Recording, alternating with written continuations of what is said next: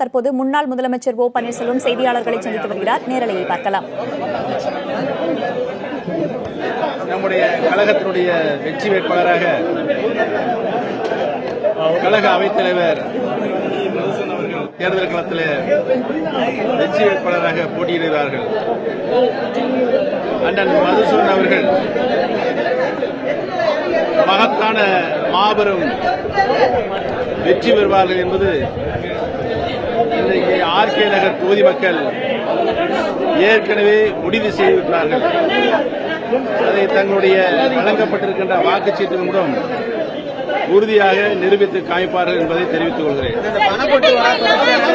ஒரு 7 லட்சம் கொடுத்திருக்காங்க, 60 வழக்குகள் பதிவு பண்ணிருக்காங்க. நீங்க எப்படி பாக்குறீங்க? தேர்தல் முறையாக நடைபெற வேண்டும் என்பதுதான் எங்களுடைய எண்ணம், விருப்பம். அதை தேர்தல் ஆணையம் முறையாக நல்லபடியாக நடத்திட வேண்டும் என்பதை கேட்டுக்கொள்கிறேன்.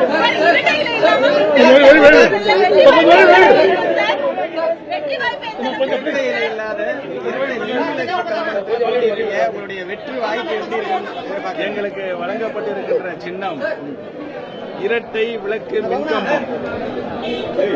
இரட்டை விளக்கு மின்கம்பம். இந்த இரட்டை விளக்கு மின்கம்பம் என்பது ஒரு விளக்கு இதையோ டாக்டர் புரட்சி தலைவர் எம்ஜிஆர் அவர்கள், இன்னொரு விளக்கு இதையோ டாக்டர் புரட்சி தலைவி மாண்புமிகு அம்மா அவர்கள் என்பதை நாட்டிற்கு இன்றைக்கு நாங்கள் பிரகடனப்படுத்தியிருக்கின்றோம்.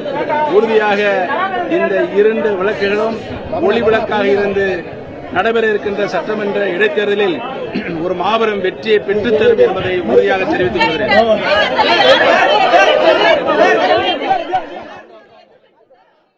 முன்னாள் முதலமைச்சர் ஓ பன்னீர்செல்வம் தற்போது செய்தியாளர்களை சந்தித்தார். நேரலையை பார்த்தோம். அப்போது பேசிய அவர் தமது அணியின் வேட்பாளர் மதுசூதனன் ஆர்கே நகர் தொகுதி இடைத்தேர்தலில் மகத்தான வெற்றி பெறுவார் என்று நம்பிக்கை தெரிவித்திருக்கிறார். மேலும் இந்த ஆர்கே நகர் இடைத்தேர்தலில் தேர்தல் ஆணையம் நேர்மையாக நடந்து கொள்ள வேண்டும் என்று தன்னுடைய கோரிக்கையை விடுத்திருக்கிறார். இது தொடர்பாக பல்வேறு விஷயங்களை அவர் பேசினார். விவரங்களை பின்னர் விரிவாக பார்க்கலாம்.